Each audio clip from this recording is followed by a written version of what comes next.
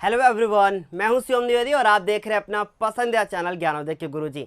मेरे प्यारे बच्चों, जैसा आप सभी ये जानते हैं कि हम लोग क्लास 12th की फिजिक्स को पढ़ रहे हैं।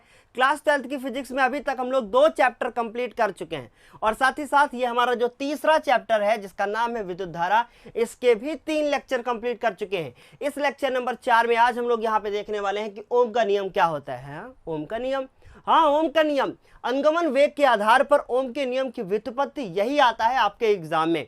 तो बच्चों ये बहुत इंपॉर्टेंट टॉपिक है, ये आपके पेपर में पूरा 5 नंबर का कई बार पूछा जा चुका है कि अनुगमन वेग के आधार पर कैसे आप ओम के नियम को सिद्ध करके दिखाएंगे। शुरू करते हैं हम लोग कहानी फिर। तो बच्चों हमारे पास यहाँ पे एक चालक तार है और इस चालक तार की लंबाई L है और इस चालक तार में जो इलेक्ट्रॉन बह रहे हैं, जब ये विभव दिया जाता है तो इलेक्ट्रॉन बहने लगेंगे, तो वो अनुगमन वेग से बहते हैं और इस चालक तार के अनुप्रस्थ काट का क्षेत्रफल A है और इसमें जो धारा बह रही है वो ऐसे बह रही है बच्चों, ऐसे। जब धारा ऐसे बह रही है तो इलेक्ट्रॉन कैसे चल रहे होंगे, उल्टा चल रहे होंगे। तो ये तो कहानी है कि भाई ये चित्र मैंने कैसे बनाया है, सब मैंने आपको दिखा दिया है। अब हम आपको बताते हैं कि 1826 की ये बात है जब जॉर्ज साइमन ओम नाम के एक वैज्ञानिक जो कि जर्मनी के थे, इन्होंने एक नियम दिया और उस नियम को कहा गया ओम का नियम। मतलब इनके नाम पे ही ये नियम पड़ा और जिसे कहा गया ओम का नियम।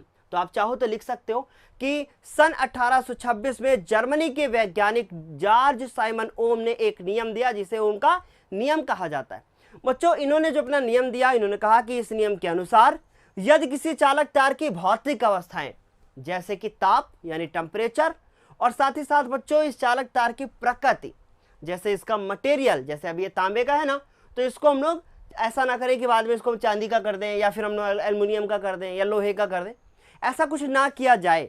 तो चालक तार के सिरों के बीच का जो विभवांतर होगा, जैसे ये चालक तार है, इसके सिरों के बीच यहाँ और यहाँ ये दोनों पॉइंट में जो विभवांतर होगा उसका और विद्युत धारा जो इसमें बह रही होगी, उन दोनों का अनुपात जो होगा वो कहलाएगा विद्युत प्रतिरोध। और इस नियम को ही क्या कहा गया बच्चों, क्या, ओम का नियम। तो आप चाहो तो लिख सकते हो आगे उसी के कि इस नियम के अनुसार यदि किसी चालक तार की भौतिक अवस्थाएं जैसे चालक तार की प्रकृति, ताप आदि को परिवर्तित ना किया जाए तो चालक तार के सिरों के बीच का विभवांतर और उसमें बहने वाली धारा का अनुपात एक नियतांक होता है जिसे विद्युत प्रतिरोध कहते हैं। यही ओम का नियम है। तो बच्चों ये तो था ओम का नियम, जो कि आप लोगों ने समझ लिया कि जो ओम का नियम होता है वो क्या होता है, V/I is equal to R। ठीक है, इज इक्वल टू R, और यही हमारा क्या है बच्चों, ओम का नियम है। बहुत ही सिंपल सा था। अब बात यह है कि ओम के नियम के आधार पर एक हमको क्या कर रही है, व्युत्पत्ति कर रही है। तो हम सबसे पहले लिखेंगे कि देखो अभी तो शिवम सर लिखना स्टार्ट नहीं किए हैं, ठीक है, अब शुरू करेंगे।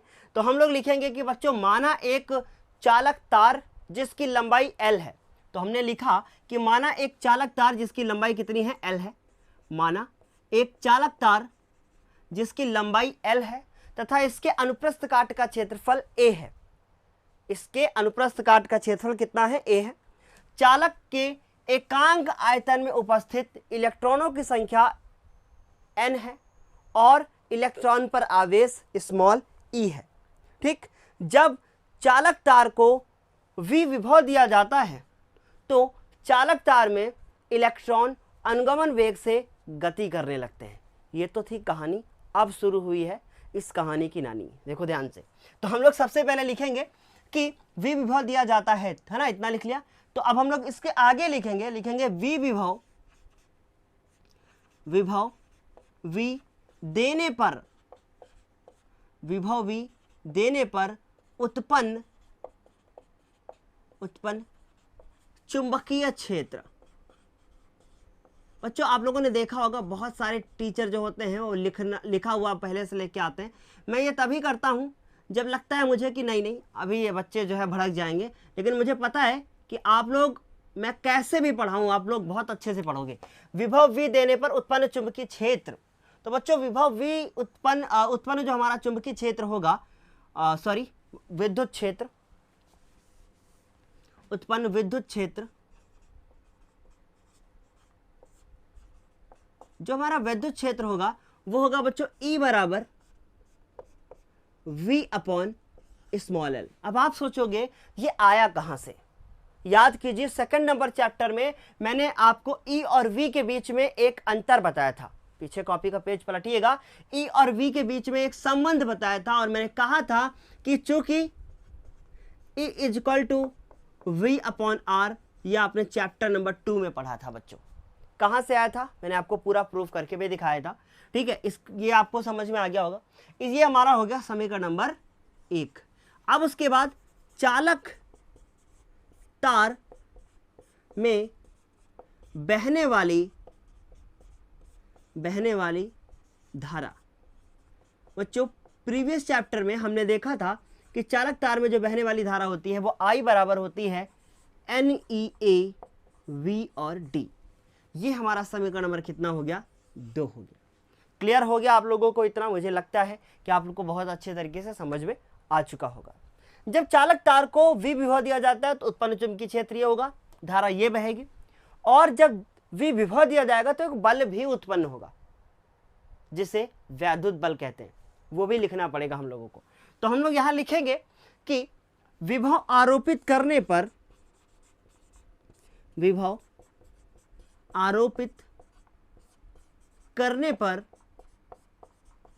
उत्पन्न बल।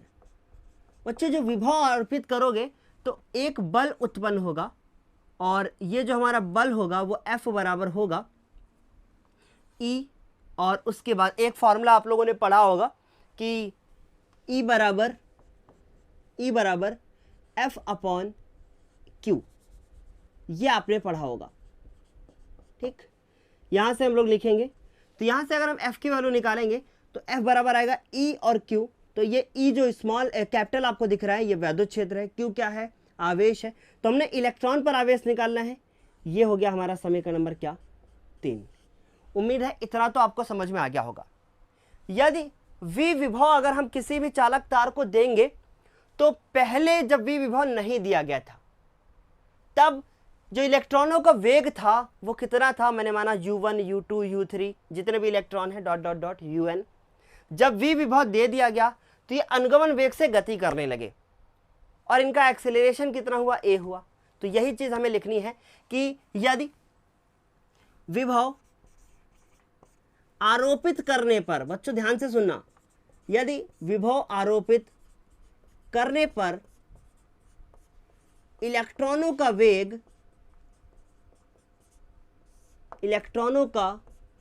वेग U1 U2 dot dot dot UN से बढ़कर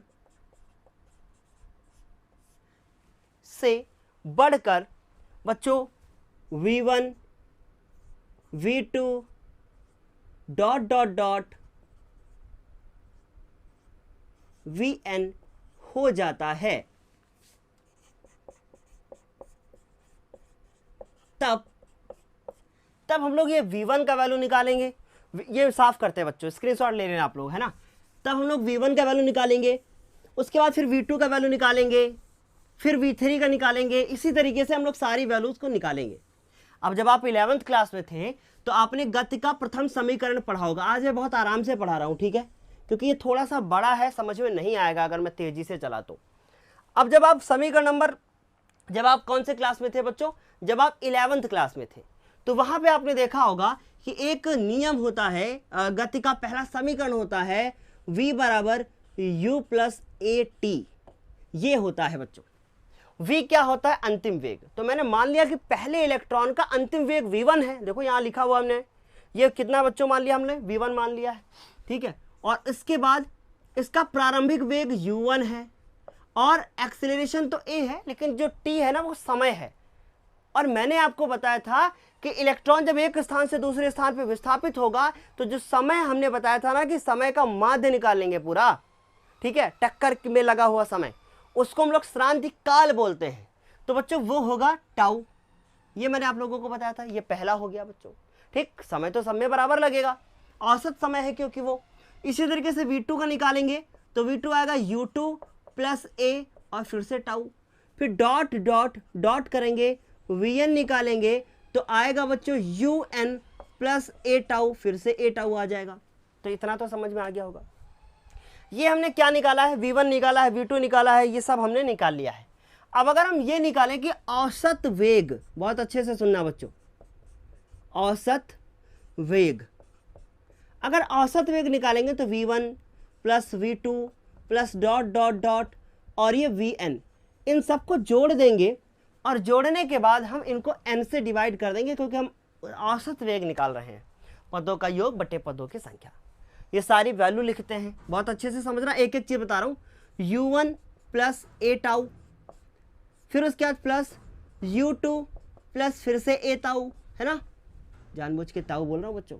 फिर उसके बाद फिर dot dot dot dot dot dot, फिर un प्लस ए टाउ। समझ में आया कि नहीं? और डिवाइड करोगे बच्चों किसके साथ, n के साथ। अब देखो u1 u2 un, अगर मैं सब में देखूं तो ए टाउ अलग है। ए टाउ एक बार जुड़ा, 2 बार जुड़ा, 3 बार जुड़ा, 4 बार जुड़ा, कितनी बार जुड़ा, n बार जुड़ा। तो ए टाउ, फिर से समझना, यहाँ पे बच्चे अक्सर मुझसे पूछते थे ऑफलाइन कोचिंग में, मैं उसी एक्सपीरियंस को आपके साथ शेयर कर रहा हूँ, क्योंकि मुझे ऐसा लगता है कि जो एक बच्चा नहीं समझ पाता है वो हो सकता है कि अगला बच्चा भी ना समझ पाए। अब कुछ बच्चे सोचेंगे ए टाउ ए टाउ ए टाउ ए टाउ को अगर हम n बार जोड़े, भाई 4 बार जोड़ोगे तो 4 ए टाउ, 5 बार जोड़ोगे तो 5 ए टाउ, n बार जोड़ोगे तो n ए टाउ। तो बच्चों ये हमने जोड़ दिया, तो उससे पहले हम देखो u1 plus u2 plus dot dot dot और हमने un कर दिया और ए टाउ को अलग से जोड़ दिया और उसको लिख दिया n ए टाउ और डिवाइडेड बाई क्या, n। अब याद करो आप लोग कि औसत उसमें वेग के बारे में हमने आपको कुछ बताया था, श्रांतिकाल जब मैं पढ़ा रहा था तो वहां पे मैंने बताया था कि औसत उसमें वेग जो होता है वो क्या होता है बच्चों, 0 होता है। ये मैंने आप लोगों को बोला था। तो u1 plus u2 plus un, ये तो बच्चों हो गया हमारा क्या, 0, और फिर से हो जाएगा ए एन टाउ और डिवाइड कर देंगे n से। यहां से जो हमारा औसत वेग आएगा वो n से n कट जाएगा और क्या आएगा, ए टाउ आएगा, और ये हमारा क्या हो जाएगा, औसत वेग हो जाएगा v बराबर।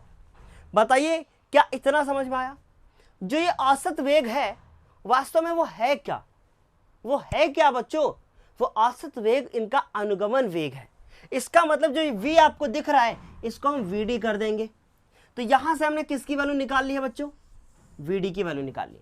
अब ये जो vd की वैल्यू यहां आपको दिख रही है, इसको उठा के लाएंगे और हम यहां रखेंगे बच्चों, और वहां से हम लोग निकाल क्या लेंगे, फिर i और v के बीच में रिलेशन आ जाएगा।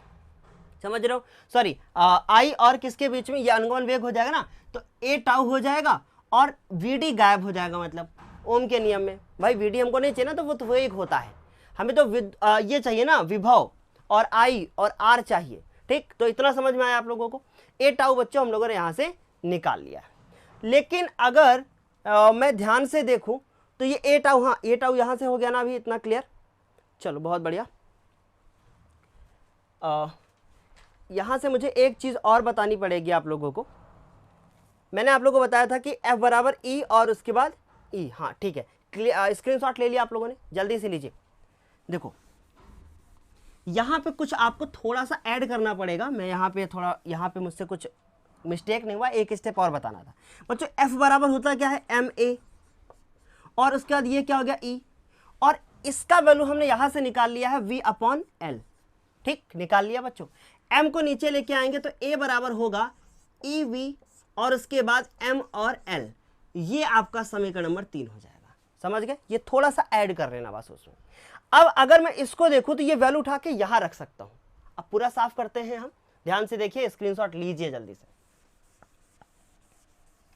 देखो एक बार में चीजें नहीं आती हैं, मैं फिर बता दूं, अभी आपको मैं इसको डायरेक्ट अभी बताऊंगा कि कैसे मैं कर रहा हूं। ठीक, देखो ये लिखा, भी इसी के आगे कंटिन्यू करते हैं। हमने लिखा vd इक्वल टू, चाहो तो बॉक्स में मत करना, ये वैल्यू उठा के यहाँ रखो समीकरण नंबर 3 से, यहाँ लिख दोगे समीकरण नंबर 3 से a की वैल्यू को रखो यहाँ पे, e, v, m और l, और उसके बाद आपका हो जाएगा टाउ। ठीक, ये इसकी वैल्यू हो गई, मैंने टाउ कर दिया, सारी चीजें आप लोगों को क्लियर। अब vd की वैल्यू निकाल ली, फिर हम लिखेंगे कि परंतु समीकरण नंबर 2 से, और समीकरण नंबर 2 हमारा था I इक्वल टू NE और VD की वैल्यू को रखेंगे। NE उसके बाद A है ना, यहाँ से न्यूमेरिकल आते हैं एग्जाम में, एक बात याद रखना। VD की वैल्यू है हमारी EV/ml और उसके बाद टाउ, ठीक, और ये हमारा क्या हो गया, I हो गया। उम्मीद है इतना समझ में आया होगा। अभी ध्यान से देखो बच्चों, N रहेगा, E का स्क्वायर हो जाएगा, ठीक, A हो जाएगा, N हो गया, E हो गया, E का स्क्वायर हो गया, A हो गया, ठीक है, और V को अपॉन में ले आएंगे, I/V हो जाएगा, ठीक, और उसके बाद टाउ भी है हमारा और ml नीचे बचेगा। समझ में आया आप लोगों को इतना? ठीक है, उम्मीद है कि इतना तो पूरा बच्चों अच्छे से क्लियर हो ही गया होगा आप लोगों को। ठीक, देखो अब हम जानते हैं कि V/I बराबर होता है R, तो हमने इसको रिवर्स कर दिया और ml हो गया, उसके बाद NE² A टाउ हो गया। ये अगर हम ध्यान से देखें तो इसको मान सकते हैं समीकरण नंबर 4। अब हम ये भी जानते हैं कि V/I होता है R और ml is equal to NE² और A टाउ, ये हो गया समीकरण नंबर 5। क्लियर हुआ अभी इतना कुछ आप लोगों को? ठीक, अब हम आगे क्या करेंगे, देखो थोड़ा सा बचा है, उतना लिख के फिर खत्म करेंगे। ध्यान से देखो बेटा, समीकरण 4 व 5 से, समीकरण में 4 व 5 से हमारे पास मिलेगा V/I और इज इक्वल टू क्या हो जाएगा, R हो जाएगा, और यही क्या हो गया,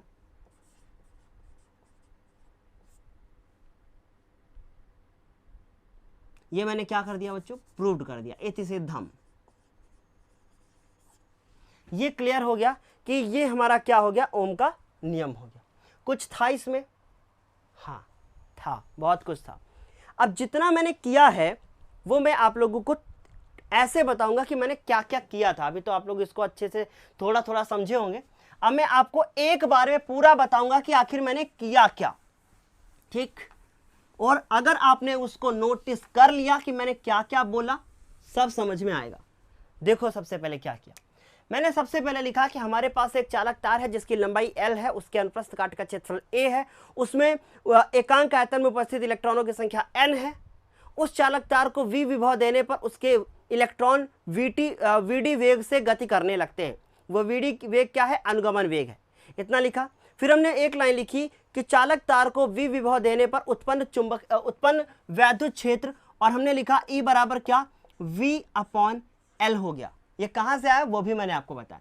फिर इसी को जो धारा देते हैं, ये हमारा समीकरण नंबर 1 हो गया।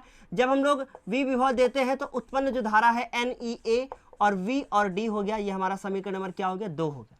ठीक, इतना लिख लिया हम लोगों ने। फिर हम लोगों ने ये लिखा कि जब V विभव देते हैं तो एक बल उत्पन्न होता है, और वो बल हो गया हमारा F बराबर, वो बल हमारा हो गया F बराबर बच्चों E और E, ये हो गया। ठीक, लेकिन हम जानते हैं कि हमारा MA होता है और E होता है, और E की वैल्यू यहां से हमने V/L लिख लिया, तो A बराबर आ गया हमारे पास EV और उसके बाद M और L। ये हमारा समीकरण नंबर कितना हो गया, 3 हो गया। इतना हमने लिखा। फिर हमने लिखा कि जब चालक तार को V विभव दिया जाता है तो उसके जो क्या बोलते हैं इलेक्ट्रॉन होते हैं वो VD वेग से गति करने लगते हैं, लेकिन VD वेग तो औसत वेग होता है, तो पहले VD को निकालना पड़ेगा अलग से। फिर हमने ये लिखा कि माना उनका वेग U1 U2 U3 dot dot dot UN से बढ़कर क्या हो जाता है, V1 V2 V3 dot dot dot VN हो जाता है, ये हमने लिखा।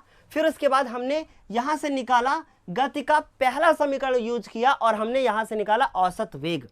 क्या निकाला बच्चों, औसत वेग। औसत वेग में V1 V2 ये सब निकाल लिया। फिर हमने देखा कि tau tau tau A tau A tau A tau, तो NA टाउ, N से N कैंसिल आउट हो गया, इसका वैल्यू 0 हो जाता है। ठीक है, ये हमने पढ़ा भी है, पहले भी जानते हो आप कि औसत उसमें वेग जो होता है वो 0 होता है। ठीक, क्योंकि बच्चों U1 U2 ये सब क्या है, पहले ही 0 थे, है ना। उसके बाद बच्चों देखो VD वैल्यू निकाल लिया जो कि आई है हमारी A टाउ आई है। अब हम लोगों ने इसी में समीकरण नंबर 3 का वैल्यू पुट कर दिया, और हमने लिखा समीकरण नंबर 3 से, और VD का जो वैल्यू है वो है हमारे पास, ध्यान से देखो, VD इज इक्वल टू, इसका वैल्यू पुट करेंगे तो EV और अपॉन में M और L और उसके बाद टाउ। ठीक है, लेकिन हम ये जानते हैं कि ये Vd की वैल्यू आ चुकी है। अब इसको हम लोग समीकरण नंबर कहाँ रखेंगे, 2 में रखेंगे।